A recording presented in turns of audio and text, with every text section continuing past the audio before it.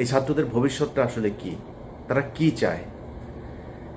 তারা যদি মনে করে যে আমাদের হাতে হাজার হাজার লক্ষ লক্ষ কোটি কোটি টাকা আসবে, আমরা এই কোটি কোটি টাকা দিয়ে তারপরে রাজনৈতিক দল গঠন করবো, এরকম দু একজনের কাছে শুনেছি।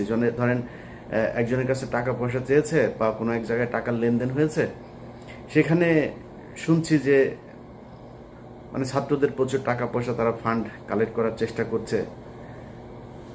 এটা রাস্তা না। আপনি কত হাজার কোটি টাকার মালিক হবেন?